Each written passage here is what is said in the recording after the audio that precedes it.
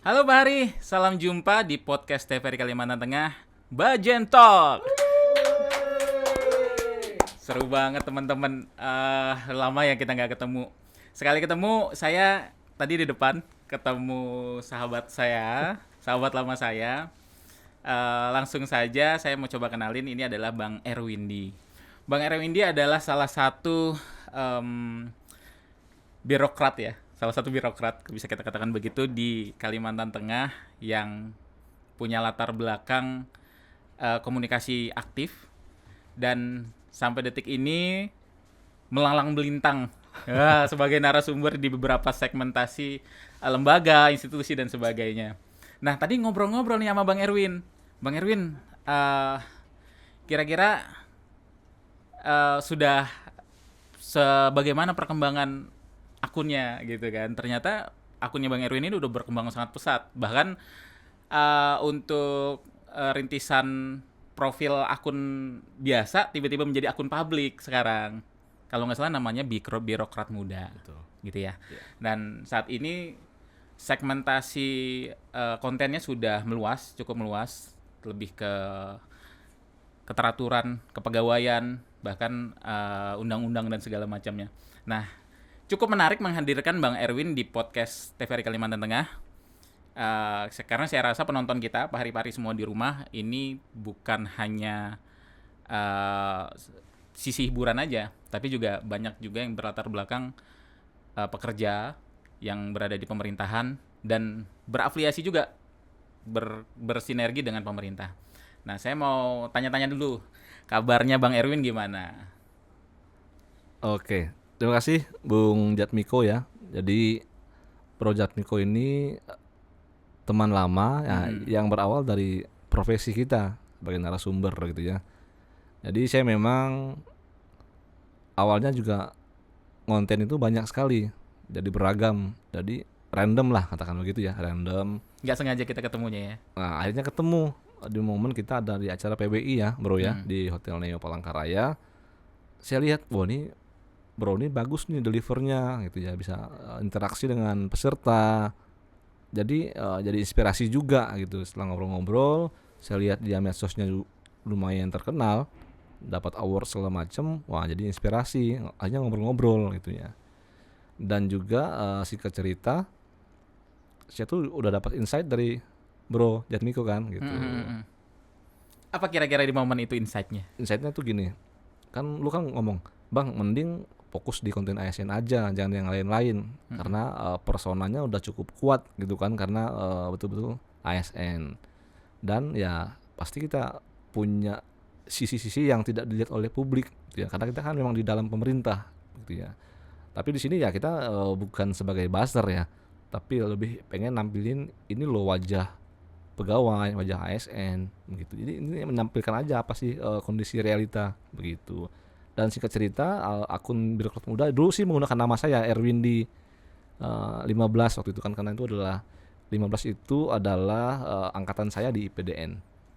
Setelah sudah mulai ada beberapa yang FYP, saya juga ikut rekomendasi saran dari Bro Jatmiko. Ya udah saya bikin nama yang umum gitu ya, Mm-mm. yang umum tapi juga menggambarkan profesi. Makanya lahirlah birokrat muda. Kenapa ada muda? Jadi ya pengen biar keren aja, biar ada semangatnya gitu ya. Jadi konsep muda ini sebenarnya ya bukan hanya dari usia, karena muda itu kan melambangkan semangat, melambangkan optimisme, dan juga melambangkan visi ke depan. Jadi dalam pemahaman saya, muda itu tadi dia energik, semangat, visioner begitu. Makanya dibuatlah akun birokrat muda begitu. Kalau saya lihat perjalanannya kan sebelum sejauh sekarang, sosok seperti Bang Erwin ini tidak begitu banyak sebenarnya. Udah cukup unik lah, seorang pegawai tiba-tiba punya keinginan untuk aktif di sosial media, menyuarakan hal-hal yang bisa berupa kegelisahan dan komponen-komponen penting yang informatifnya diperlukan di masyarakat. Nah, pengen tahu nih, dari sisi abang tuh sebenarnya melihat ini nih cuma sebagai sarana menyalurkan ekspresi diri, atau sebenarnya ada visi misi khusus, mungkin ada job desk dari pekerjaan atau bagaimana gitu kan. Iya. Ini ada inisiatif tuh dari mana Betul. bang? Jadi begini ya, memang kita sangat menyadari ya bahwa media sosial tuh daya jangkaunya luar biasa, dan memang sekarang untuk netizen, warganet yang didominasi oleh milenial itu pasti banyak melihat informasi itu lewat media sosial begitu ya. Jadi hanya kita ingin bergerak di media sosial yang menjadi alasan kenapa ingin speak up gitu ya. Karena mungkin juga begini ya, karena dulu juga faktor pendidikan mungkin ya. Saya dari SMA sudah di sekolah yang cukup terkenal ya, asrama gitu ya. SMA Plus waktu itu namanya, dan juga saya kuliah di PDN. Itu yang akan membentuk pola pikir saya gitu ya. Dulu yang ketika saya dari desa Bukit Rawi, terus saya juga bergerak ke Palangkaraya, dan tiba-tiba kuliah di Pulau Jawa ya, di Jawa Barat, itu mengubah mindset saya begitu ya. Dan saya melihat ASN itu kurang. ASN yang berbicara tentang realita sehari-hari ASN itu kurang. Sedangkan di teman-teman yang lain pekerja seni gitu kan, itu udah banyak yang bicara sehingga orang tuh dapat gambaran yang utuh tentang profesi saya, kayak mungkin influencer di bidang kesehatan, dokter, juga olahraga tuh juga banyak tuh kan gitu. Tapi ASN tuh sedikit utamanya yang sifatnya membahas substansi begitu. Kalau teman-teman ASN yang milenial dan yang Gen Z yang bikin parodi udah banyak, dan udah besar-besar juga sebenarnya. Ada Duta Mutasi itu Mas Chandra, ada Mbak Asahi yang juga sering ya hal-hal yang dibuat chill gitu ya. Nah, tapi di sisi yang membahas substansi tentang tugas dan fungsi, tentang kegelisahan, tentang misalnya apel pagi, absensi digital, itu belum ada yang berani ngangkat begitu ya. Jadi secara nasional saya tuh berusaha pengen mengisi yang kosong tadi begitu. Itu alasannya sebenarnya.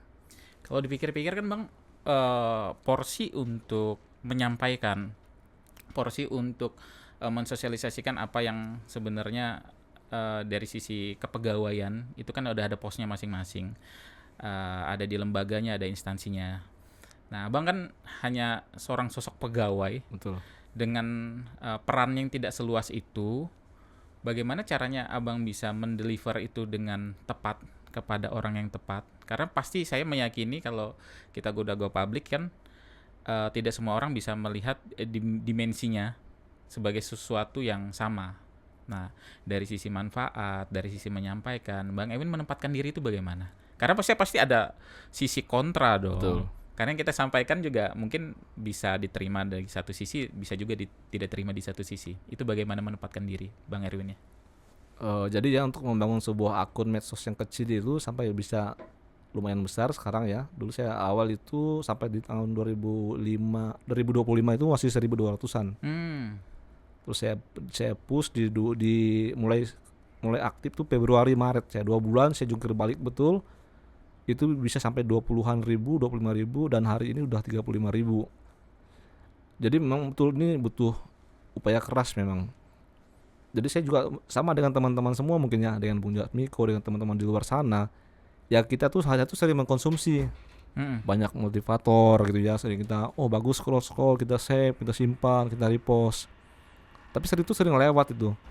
Sering entah itu motivasi ataupun kiat-kiat, ilmu-ilmu videografi yang kita simpan terus kita tinggalkan, kita scroll lagi ke tempat lain. Nah, saya tuh lebih memilih untuk men-challenge diri saya sendiri begitu. Bagaimana tadi konten-konten tadi yang bagus, yang edukatif, yang inspiratif itu berusaha kita terjemahkan dalam konten saya begitu. Nah, challenge-nya adalah ini kan karena sendiri, kita nggak punya tim riset, dan kan nggak semua juga saya tuh paham betul detailnya. Benar. Nah, ada masa kan saya di awal-awal kan saya cuma membahas hal-hal yang umum tentang apel pagi gitu ya. Tapi itu juga lumayan FYP, ratusan ribu yang nonton, bahkan ada yang jutaan gitu ya yang melihat. Itu sumbernya dari mana menulis seperti itu? Itu ya dari kegelisahan kita sehari-hari, dan kita juga memproyeksikan ini kayaknya relate banget nih. Jadi hal-hal yang betul-betul relate dengan keseharian ASN, saya udah memprediksi ini bakalan rame kan, dan gitu. di-compare dengan data ya. Betul, dan iya tadi harus kita lihat, kita riset, kita lihat berita, jadi banyak sumber. Jadi tidak sesimpel yang cuma ada ide ini langsung kita tulis, enggak. Kadang di satu satu apa namanya satu bar laptop itu bisa sampai 10-20 tab kecil-kecil. Buka dari undang-undangnya, peraturan pemerintah, peraturan menteri, pergub, semua, peraturan BKN. Belum lagi compare dengan berita-berita yang kayak mainstream ya, kayak Kompas dan lain-lain sebagainya, Tempo. Kita harus compare semua agar jangan ada celah untuk menyerang kita. Sehingga ini menjawab tadi komposisi bahwa yang mengkonsumsi informasi itu berasal dari beragam macam sudut pandang, latar belakang. Betul. Gitu kan. Dari undang-undangnya ada, dari realita yang terjadi di masyarakat dan di kepegawaian pun ada. Betul. Gitu. Abang compare semua.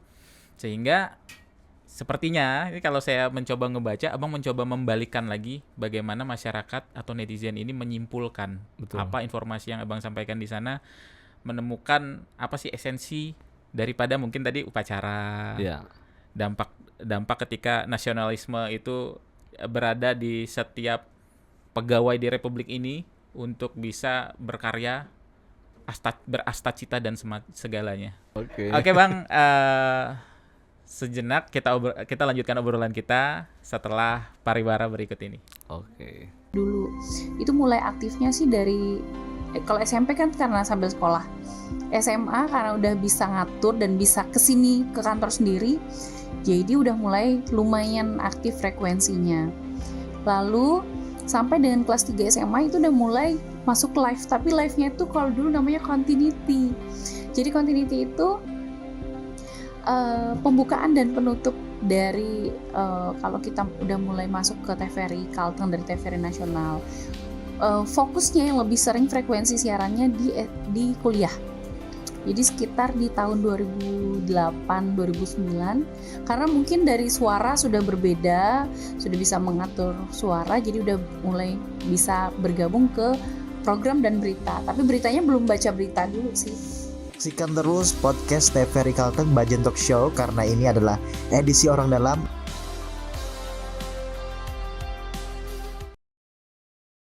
Halo Pak Hari, kembali bersama podcast TVRI Kalimantan Tengah, Bajen Talk, dan masih bersama Bang Erwin di sini menemani saya dan teman-teman ngobrol-ngobrol tentang bagaimana sih Bang Erwin mengembangkan akun sosial media yang sifatnya publik tapi membahas tentang kepegawaian dan pemerintahan.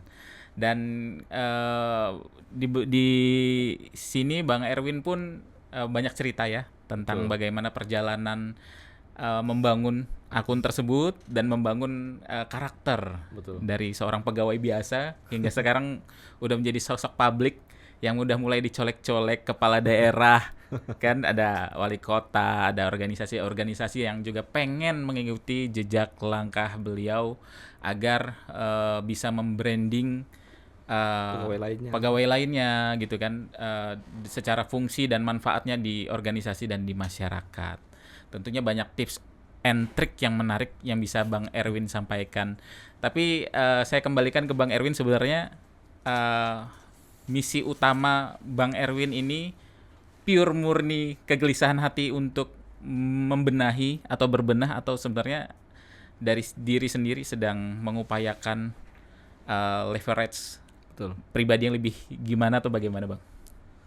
Jadi ini tuh dimulai dari niatnya bahwa begini, banyak di luar tuh banyak semua orang tuh dengan looks profesional ya, entah itu bankers, entah orang di BUMN dan lain-lain lah sebagainya. Dan saya melihat ASN tuh belum begitu gimana ya, belum dianggap sebagai profesi yang penting gitu ya.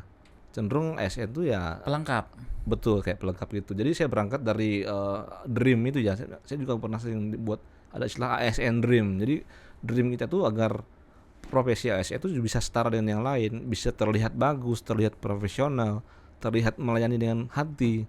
Jadi itu yang menggerakkan saya ingin membuat konten tanpa menunggu dari pemerintah. Karena kita kan kalau pemerintah kan juga terbatas tuh kadang ya, entah dari sisi anggaran, terbatas juga mungkin karena nggak semua orang tuh jadi ASN tuh ya karena panggilan jiwa gitu. Kadang ya kebanyakan karena untuk cari nafkah, alasan ekonomi. Nah, saya tuh berusaha untuk membangun bahwa ASN itu harus sosok yang profesional, sosok yang pintar, yang responsif melayani. Tapi nanti juga kita akan terus mendorong agar setelah kita bekerja dengan baik, kita tuh bisa mendapat salary yang sepadan sesuai begitu. Jadi harusnya kita membangun dulu branding kita dengan semua berbagai macam sumber ilmu yang ada saat ini. Saya rasa bukan hal yang mustahil bagaimana membangun seorang ASN yang punya wawasan yang luas, terus jiwanya itu betul-betul ya untuk melayani publik, dan ini harus ada gerakan. Nah, itulah yang saya lakukan. Hal yang mungkin mustahil, tapi saya rasa makin kesini makin ketika saya sudah mulai melempar itu ke publik, ternyata banyak kok yang orang-orang yang diam, ASN rupanya juga kritis, bahkan sangat kritis. Nah, cuma kadang satu tidak punya keberanian tadi menunggu sempurna dulu baru mulai. Kalau saya tidak, saya berusaha terus dengan berbagai macam literasi yang ada bahwa kita tuh nggak mesti harus sempurna. Nanti banyak kok teman-teman yang lain yang ngasih masukan, yang ngasih feedback, yang ngasih koreksi juga nggak masalah. Saya terbuka apapun itu. Bahkan sampai yang menyakitkan saya, ya kita harus terima aja gitu. Yang menyakitkan itu sih seperti gimana, Bang? Kadang ada juga mungkin ya akun-akun yang unofficial, ngata-ngatain lah gitu ya. Sok pintar, sok apa, sok kritis. Yang mungkin tidak sepaham dengan apa yang disampaikan di sana. Betul. Ada emosi yang tidak suka sehingga keluar begitu saja. Betul.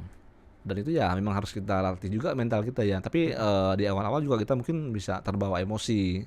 Tapi ketika ketemu teman-teman komunitas, teman-teman yang juga pegiat media sosial, kita makin ditempa, digembleng dengan ya kita harus merespon, karena publik itu kan nggak semua yang punya literasi yang bagus begitu kan.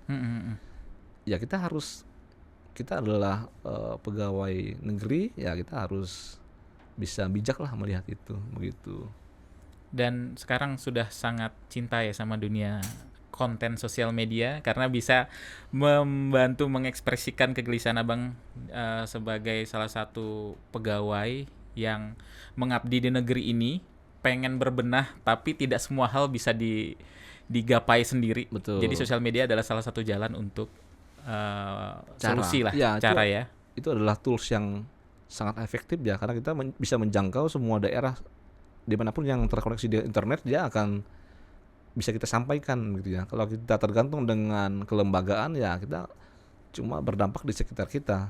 Nah, kalau kita menggunakan media sosial, daya jangkaunya sangat luas begitu ya, dan nanti akan orang-orang yang satu frekuensi itu dia akan ngumpul, dan bahkan juga banyak insight juga, banyak masukan dari orang-orang yang sudah expert di bidangnya. Karena saya kan juga tadi karena masih solo kreator, riset sendiri juga ya butuh waktu. Karena kan kita harus menyisihkan ya setelah jam istirahat, jam pulang ya. Mengorbankan waktu lebih. Harusnya kan buat istirahat tuh. Bener. Tapi ya karena pengen grow tadi, ya kita harus bayar mahal sih buat waktu tadi gitu. Tapi akhirnya Bang Erwin yang dulu bukanlah Bang Erwin yang sekarang. Iya. Jadi Bang Erwin yang sekarang adalah Bang Erwin yang sudah menempuh banyak tekanan mungkin ya, tekanan bagaimana respon sosial media dari teman-teman, kita bisa bilang jagat maya ini, netizen ini merespon tidak selalu hal positif, juga ada negatif, dan bahkan ketika kita merasa ini belum sempurna, ada yang melengkapi, mengkoreksi, menambahkan informasi. Jadi yang dikelola Bang Erwin bisa menjadi sumber informasi yang kalau dibilang lebih guyup lah secara informasi ya, tidak dikelola sendiri akhirnya. Betul. Jadi lebih cerdas gitu kan. Nah, sudah sejauh apa Bang teman-teman kita yang mendapatkan konten Bang Erwin? Kalau bisa saya bilang kan mereka pasti komentar tuh. Betul. Ya kan? Sudah sejauh mana hal itu ngebantu teman-teman untuk berbenah sehingga ASN ini tampak lebih profesional lah, nggak cuma dipandang sebelah mata. Kayak buat saya ini penting karena pegawai di Indonesia itu banyak banget. Betul. Jadi ya sejauh ini dulu saya di awal tuh saya sering membahas masalah ketentuan regulasi ya, Permendagri yang mengatur pakaian dinas, penggunaan jas ya, PSL itu, karena banyak yang keliru begitu ya. Nah, contoh untuk pakaian dinas itu kalau untuk di bawah eselon 2 ya, itu harus dimasukkan. Nah, kalau dia sudah selevel kepala dinas, kepala OPD itu ke atas, tidak wajib. Bisa dimasukkan, bisa tidak. Itulah regulasi yang berlaku. Jadi kita tuh selalu berbicara tuh dengan regulasi. Jadi bukan dengan opini. Jadi ketika kadang juga ada yang menyerang gini-gini, mohon dibaca aja di aturan di pasal sekian. Jadi enak gitu ya. Jadi jadi memang lumayan banyak yang ada juga yang komen tuh. Saya kadang juga pasang status di status WhatsApp ya. Ada yang komen, oh terima kasih bang nih, atau ada yang sudah senior, oh saya baru tahu tuh aturan ini setelah ada ini. Nah, itu tuh gimana ya, kita tuh berasa kita tuh ada manfaat walaupun kecil mungkin, tapi ada ada sebuah kegembiraan lah gitu, bahwa kita tuh ada impact yang kecil tadi, kalau kita makin banyak makin besar tuh. Nah ini yang pengen saya dorong teman-teman tuh, ketika punya keahlian, punya pemahaman yang mendalam di sebuah topik, kita harus bicara, jangan diam. Nanti ini akan saling melengkapi nih antar ASN, antar profesi tadi, agar kita memberikan edukasi itu dengan cara yang natural aja, nggak mesti yang berat-berat gitu kan, nggak harus yang produksi gimana. Tapi ketika kita dengan di era digital ini ya gunakan aja panggungnya, udah ada kok panggungnya, tinggal tadi cara kita sih strateginya untuk mendeliver tuh gimana, bahasa yang ringan-ringan aja gitu ya.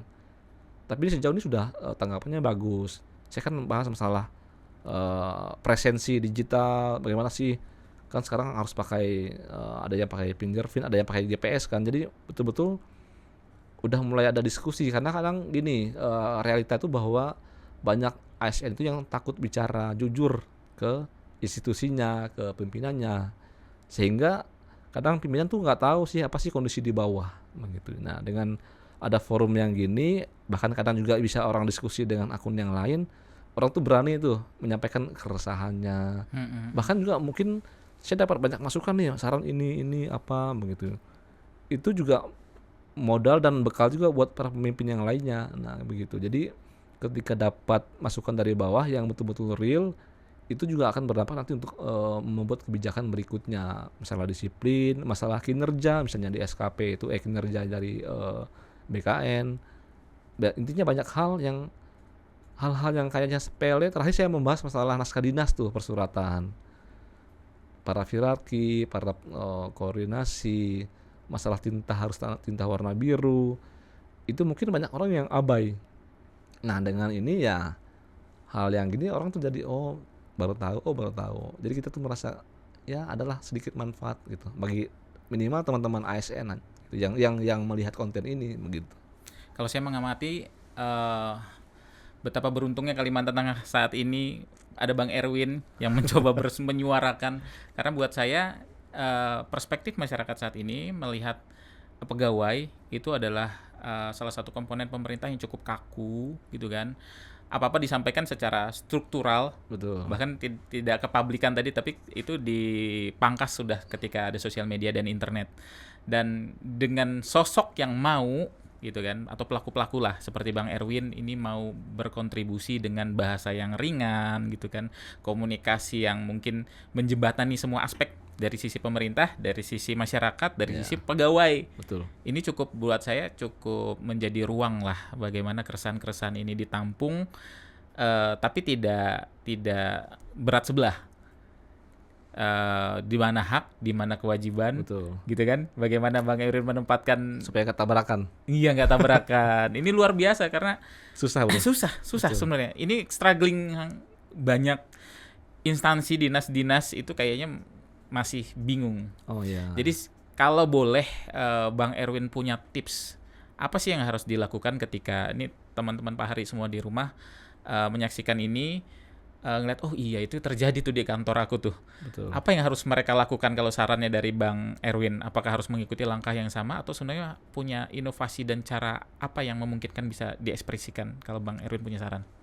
Ini untuk individu ya, individu. Nanti mungkin ada dua hal ya. Yang pertama adalah individunya, kedua nanti teman-teman di Humas juga perlu, saya rasa juga kita perlu diskusi.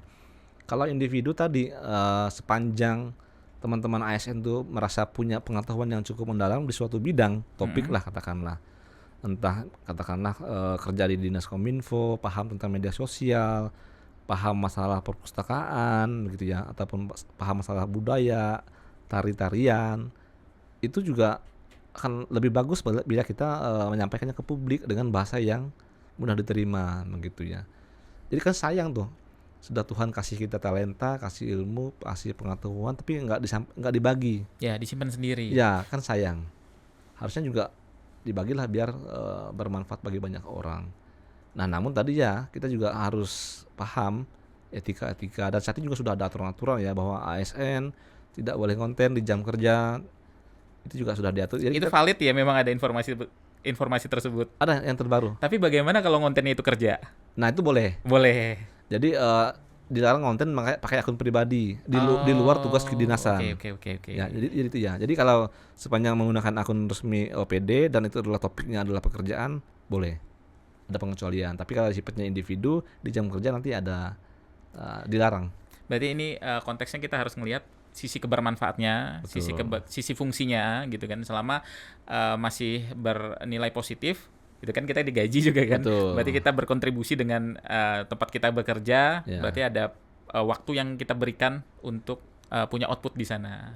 Begitu, itu yang juga Bang Erwin lakukan selama ini. Betul. Karena kan gini, kan memang makin banyak nih yang teman-teman ASN yang konten di jam kerja live lah, karena kan live. Jadi itu yang dilarang. Tapi kalau mungkin untuk mengambil footage mungkin ya sepanjang tidak mengganggu juga gak masalah. Karena nanti kan footage kan juga akan diproduksi ulang kan, diedit lagi. Ya intinya begitu. Saya rasa teman-teman yang penting yang punya kemampuan, punya pengalaman bisa membuat konten, entah itu dia sifatnya video ataupun bukan video ya. Karena kalau saya kan lebih ke konten carousel namanya ya, menggunakan tulisan. Jadi itu kan saya dulu lebih memilih membuat itu karena saya tidak perlu punya perangkat yang proper begitu ya. Saya memilih dan saya juga saya rasa saya punya potensi untuk membuat tulisan-tulisan gitu. Oke Pak, panjang banget obrolan kita Bang Erwin. Saya yakin ini nggak singkat untuk dipadat-padatin. Betul. Tapi biar kita ngomongnya lebih panjang lagi, kita kasih jeda dulu komersial berikut ini. Orang teater itu dia harus mengenal diri sendiri dulu dong. Sebelum kita mempelajari, kita harus tahu diri kita sendiri dong. Sadar diri dulu lah. Kemampuan kita bisa tidak. Oke, saya seperti ini. Kalau saya carinya bagaimana ini? Referensinya gimana ini? Habis itu tentang psikolog sebenarnya teater itu. Tapi memang sempat menghilang juga sih. Bagian dari proses ya Bang? Dari menghilang. Pas saya pindah kemari 2010 sampai 2022 menghilang dari dunia teater sempat. Karena ada masa-masanya memang capek titik situ, jenuh. Kejenuhan. Manusiawi Bang ya, untuk kejenuhan manusiawi, itu. ya, Tapi kenapa akhirnya kembali Bang ke dunia teater? Nah itu dia tadi. Saya serasa, jadi saya di sini saya dengan istri punya toko souvenir di Jalan Batam. Toko souvenir, toko oleh-oleh. Saya selama 2010 itu sampai 2022 itu saya di toko. Ternyata di toko, saya balik ke toko, saya ketemu ilmu teater kepakai. Oke. Karena saya ketemu orang-orang, saya ngobrol, saya memperdagangkan sesuatu. Tentu ilmu teater saya kepakai.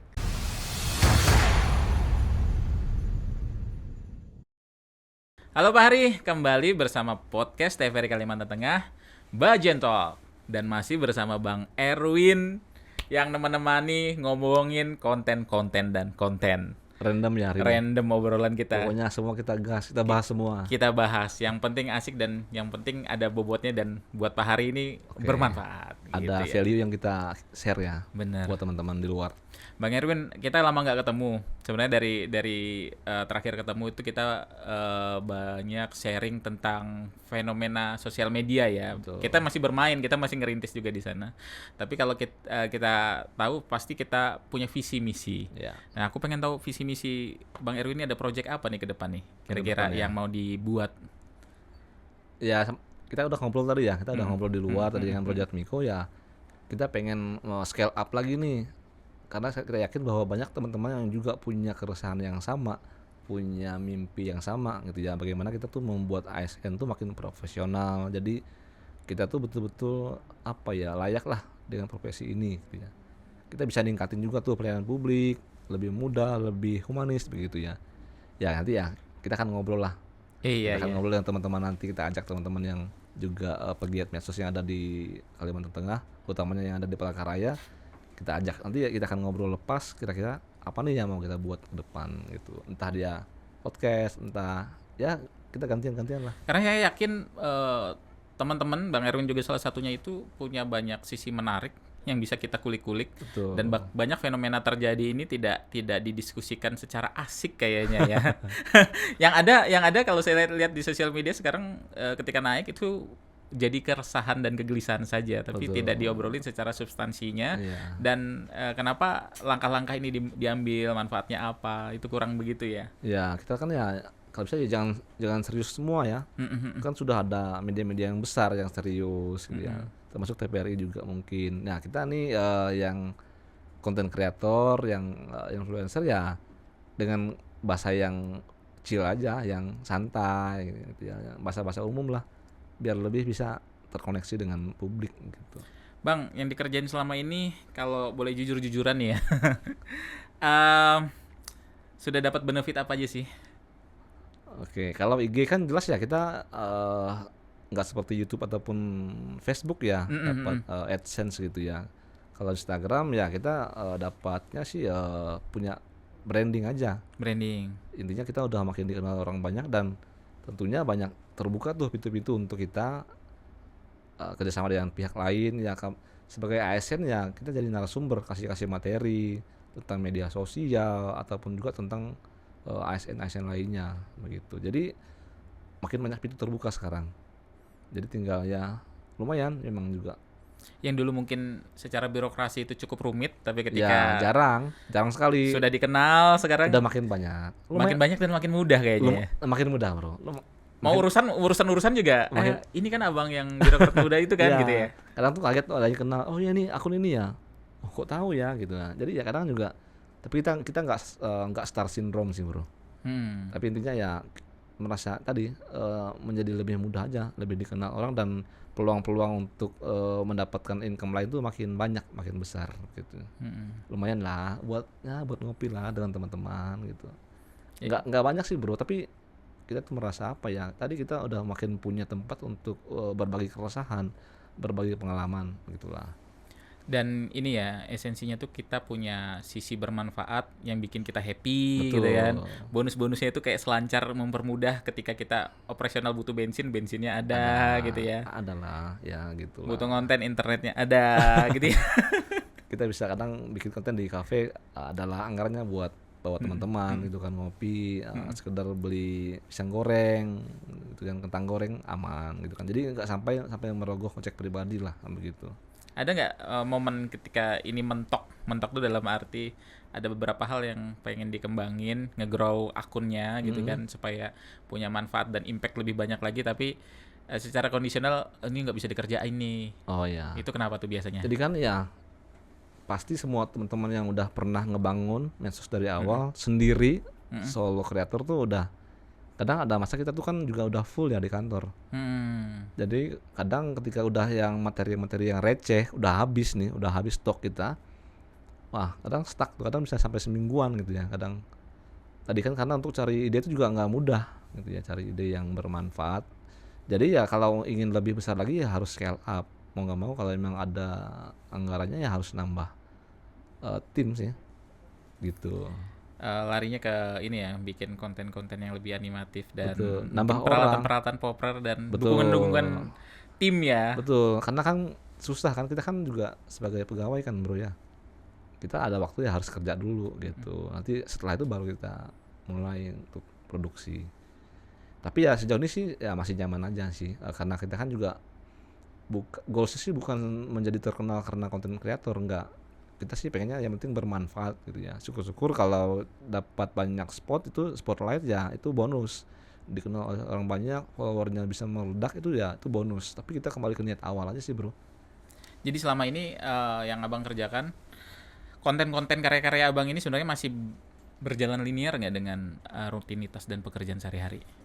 Iya masih, karena saya kan banyak membahas regulasi ya tentang bagaimana sih kinerja ASN diatur, dinilai, bagaimana seragam pegawai dinasnya seperti apa, ketentuan masalah PSL, jas, sepatu. Jangan-jangan habis abang konten di sosial media, karya ini juga disosialisasikan di tempat abang kerja. Betul. Kan biar tahu, oh ya rambut. Contoh tuh kayak rambut. Sebenarnya tuh boleh sih mau warna rambut, tapi dengan orang yang tidak mencolok. Itu udah diatur di dalam Permendagri begitu. Dan masuknya lebih enak ya. Teman-teman bisa menerima kalau biasanya kan kalau kita Ya. lihat di kantor aturan keluar, wah Ya. sensitivitas kawan-kawan yang emosional tidak memahami ini Betul. lebih sulit lah. Tapi ketika Abang kemas dengan bagus Dengan dan konten itu dia lebih apa ya, lebih sampai aja gitu. Kalau terlalu formal kan kadang juga tadi banyak yang resisten kan. Banyak yang langsung, oh ini kok aturan ini tegas seperti ini. Tapi kalau kita coba komunikasikan dengan bahasa yang santai, dengan format media sosial tuh akan lebih mudah diterima sih. Begitu. Oke, Gimana? cita-cita Abang ini cukup besar, tapi di bawah happy ya kan, Betul. karena apa ya yang dilakukan ini juga cukup menyenangkan buat Bang Erwin. Terus kita menemukan hal-hal baru, kita bisa sharing-sharing gitu kan, menemukan keasikan ketika kita ketemu orang yang sepaham gitu Betul. kan, satu frekuensi satu lah. frekuensi, satu server Betul. gitu ya. Jadi enak tuh. Cuma PR-nya nih apa yang mau dibuat habis ini kan ya? Itu ya. Ya nanti kita akan coba lah gandeng lagi, jangan sendiri-sendiri sih. Kalau kita pengen lagi merangkul semua elemen, semua apa ya yang ada di Kalteng dengan berbagai macam urusan, berbagai macam dinas gitu ya, instansi, entah TPRI, entah teman-teman yang dari vertikal. Saya rasa banyak juga, saya lihat yang sudah cukup banyak followersnya, tinggal nanti kita kolaborasi lah seperti itu. Nah, kalau memandang dari situasi saat ini nih kan kita lihat banyak anak muda yang entah itu sudah aktif bekerja atau memang on the way mempersiapkan diri ke dunia kerja. Abang sendiri kan udah di posisi bisa melihat bagaimana lingkungan kerja dan bagaimana impact dari sosial media, Ya. impact daripada teknologi, perkembangan teknologi, ada AI, ada sosial media dan segala macamnya. Itu sebenarnya kalau Abang boleh kasih saran ke teman-teman muda kita di rumah, apa yang harus dipersiapkan? Apakah juga punya posisi berpikir yang sama, mempersiapkan diri terhadap digitalisasi, Ya. mempersiapkan diri terhadap bagaimana cara beradaptasi di lingkungan kerja atau bagaimana? Ya jadi memang di era apapun ya kita tuh harus memang sebisa mungkin tuh kita adaptif ya. Kita harus menyesuaikan dengan kekinian. Contoh sekarang kan AI sedang rame-ramenya dan memang AI itu tidak menakutkan kalau kita sudah mengenal dan mengetahui cara bekerja AI. Dan saya pribadi juga sangat terbantu dengan AI. Utamanya AI yang sudah generasi kedua ini ya. Dulu yang di awal-awal masih sering ngaco tuh bro, kita harus cross check dan bahkan juga saat ini juga harus tetap di cross check Datanya sih. kadang suka nggak valid ya. Betul, kadang aturan-aturan ada yang sudah nggak berlaku. Nah, jadi kita memang harus double check sih. Jadi tapi AI itu membantu kita membuat framingnya, membuat planning seperti apa, menyusun agenda ataupun topik-topik konten. Tapi kita nanti akan tinggal pilih mana nih yang kita ini akan bakalan rame nih. Ini momentumnya membahas ini nih gitu. Jadi tapi kita udah terbantu dia membuat scripting lah. Nanti kita tinggal kita ganti dengan sentuhan kita. Dia cuma bantu buat kerangkanya aja bro gitu. Boleh ya berarti ya, maksud saya ketika kita adaptasi nih di dunia kerja, teknologi, AI dan segala macamnya untuk berperan di dalam apa yang kita kerjakan ini, apakah dari sisi kepegawaian nih kalau dari sudut pandang Abang itu bagus atau sebenarnya nggak bagus? Karena kan kalau kita ketergantungan dari sumbernya dari sana, bahkan mengolah informasinya di sana, kita kan sebagian besar kalau ini jadi nggak pinter akhirnya. Oh iya betul. Mungkin konteksnya seperti itu Iya, yang iya, mau saya saya tanyakan. paham. Kalau menurut Bang Erwin gimana? Memang kalau kita tergantung full total ya dengan AI nanti pasti dia akan menggerus tuh sisi kritis kita.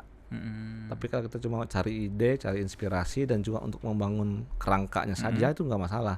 Nanti untuk pendalaman kita memang harus riset juga gitu. Riset manual kita bisa melihat berita, melihat media sosial, melihat YouTube. Jadi harus banyak input ya. Jadi nanti semakin banyak input dia semakin kaya, semakin valid informasinya. Memang tadi kalau orang full tergantung dengan AI tidak diolah, itu akan menumpulkan kita pola pikir kita nanti. Kita tidak menjadi tidak kritis begitu. Ini juga bahaya juga kalau kita tergantung penuh dengan AI. Jadi batasannya di mana Bang menurut Abang selama ini? Pasti saya yakin Abang juga pakai AI ya kan? Pasti kan. ya. Batasannya di mana kalau kita menggunakan AI itu terus dalam arti evaluasinya di mana sehingga tidak terjadi kayak kesalahan dari apa yang kita kerjakan, bisa berupa data, berupa informasi, atau mungkin persepsi akhirnya yang kebangun di informasi tersebut. Menurut Abang gimana? Kalau untuk data saya nggak menggunakan AI ya. Saya akan membuka data misalkan katakanlah BPS. Yang pasti-pasti aja nih. Betul. Jadi yang data punya pemerintah lah seperti itu. Regulasi-regulasi. Kita juga membuka juga berita yang juga mungkin berita dari Pemda masing-masing gitu. Jadi memang dari lembaga yang ofisial resmi. AI itu ya tadi cuma untuk membantu kita membuat kerangka berpikirnya, urut-urutan kontennya seperti apa. Dan juga bahkan AI juga bahasanya kadang kan bahasa kayak bahasa robot ya. Iya benar. Nah itu jadi dia belum punya sentuhan personal. Nah justru di situ yang harus kita isi. Tapi dia membantu kita tuh berpikir nanti di depan ada hooknya gitu, ada isinya apa, nanti ada call to action di akhirnya gitu. Jadi bantu di situ sih. Nanti semua kan juga bisa tuh sampai CTA-nya dibantu AI, sampai captionnya dibantu. Tapi kita harus poles ulang lagi dengan sentuhan personal kita gitu. Akan beda nanti pasti bro. Cobalah kalau semua full AI itu gimana ya, kayak makan tuh kayak kurang garam gitu bro. Emosinya nggak ada. Emosinya nggak ada. Sentuhan personal kita nggak ada. Gitu. Berarti kan kalau bisa saya simpulkan sekarang itu ruangnya hanya untuk buat orang yang mau adaptasi, buat orang yang terbiasa dengan penerapan teknologi, buat orang yang ngerti caranya menggunakan sosial media dan segala macamnya. Terus buat pegawai-pegawai lainnya yang kira-kira masih belum ke sana, apa yang perlu kita trigger ke mereka Bang? Supaya mereka juga ya bukan mereka nggak bagus, cuma berbenah lah. Betul. Karena niscayaannya nggak bisa meninggalkan momen ini semua kan, teknologi dan segala macamnya ini. Jadi ya memang dari yang semua yang pernah kita diskusikan ya, dan juga saya juga sering diskusi, memang semua hal itu yang paling pertama dan paling kunci adalah SDM sebenarnya. Dan memang kita juga harus memahami, kita harus mengakui bahwa tidak semua orang tuh pengen proaktif ya, yang bergerak begitu. Jadi banyak juga orang yang sudah nyaman dengan yang gini-gini aja, yang santai aja gitu bro. Nah tapi bagi teman-teman yang punya potensi tadi, yang ingin mengembangkan diri, ya kita harus mengajak mereka. Jadi mereka kita ajak, kita bawa diskusi bahwa kalau pengen lebih tampil lagi lebih bermanfaat lagi tuh harus gunakan semua sumber daya yang ada, entah lewat media, bahkan dengan AI ini. Jadi orang-orang yang potensial tuh bisa kita ajak, kita dorong, bisa kita influence juga, kita pengaruhi juga, kita berikan motivasi biar mereka tadi yang sudah pengen nih, oh bisa nih, mudah nih rupanya gitu kan. Jadi sekarang udah banyak yang free, nggak mesti harus berbayar gitu kan, aplikasi editing dan lain sebagainya, bahkan kelas-kelas juga kayak public speaking, editing, banyak lah, itu semua banyak yang free di YouTube kan.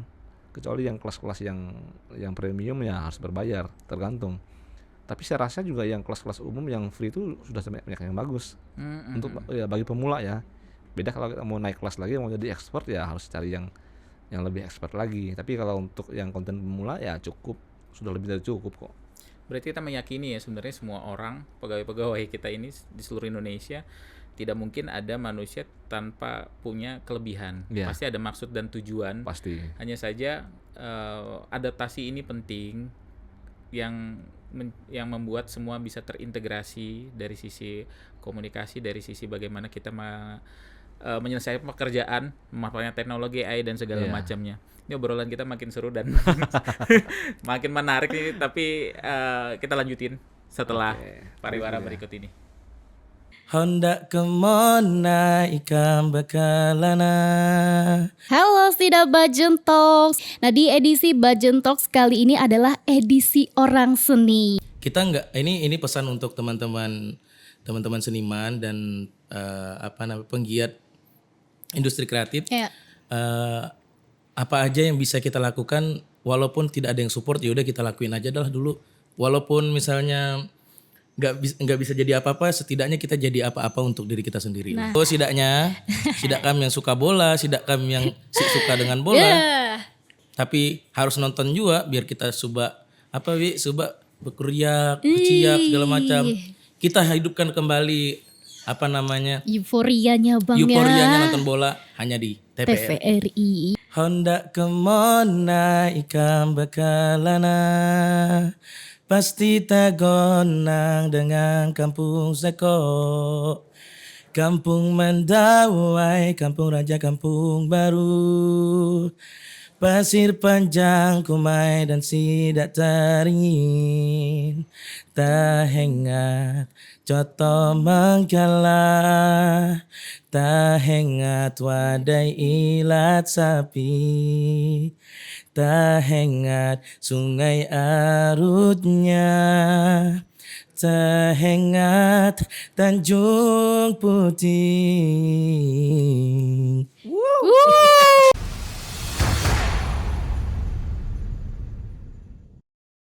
Halo Pak Hari, kembali bersama podcast TVRI Kalimantan Tengah, Bajentok. Masih bersama Bang Erwindi. Ngobrolin tentang konten kreator dan bagaimana pegawai punya peran di mana ya, di masyarakat gitu kan. Menyampaikan citra-citra positif dan regulasi-regulasi mana hak dan kewajiban. Dan kayaknya di akhir waktu kita ini, akhir segmen ini saya pengen kita ngebahas yang agak emosional sedikit karena kita bisa merasakan lah karena porsinya memang pegawai. Kalau berkaca dengan perjalanan masa lalu dan masa sekarang, dulu jadi pegawai itu adalah idaman mertua ya. Istilahnya ya, idaman Cukup mertua. Pekerjaan yang diimpi-impikan oleh banyak orang. Nah, masih relevan nggak itu ya ketika di momen saat ini nih, kalau Bang Erwin juga pasti merasakan lah inflasi, lalu harga rupiah yang momennya nilainya melemah gitu kan. Tapi kita nggak ke sana, itu isu global. Tapi kita yang merasakan dampaknya gitu, memposisikan diri dan melihat ini nih sebenarnya jadi pegawai ini masih worth it nggak sih Bang?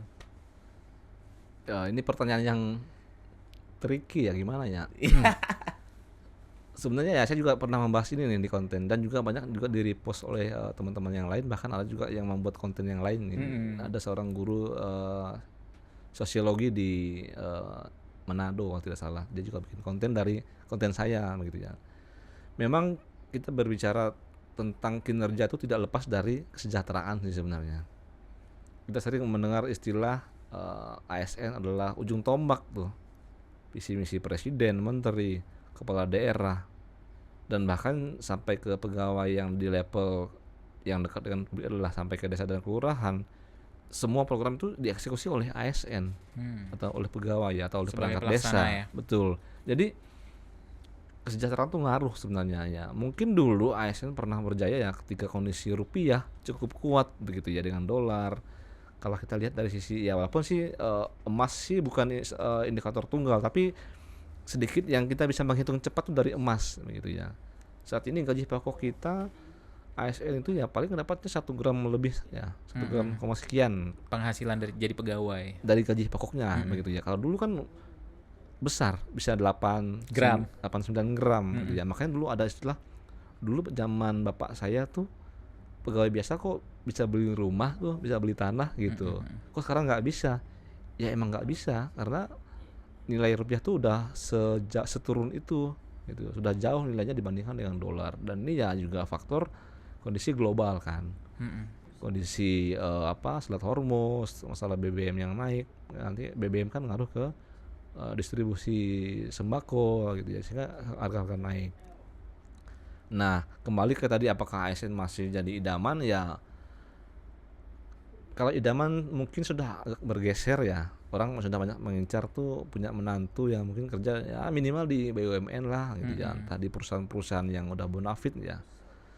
Tapi kalau masih menjadi harapan ataupun juga yang sisi amannya masih dilirik sih ASN itu.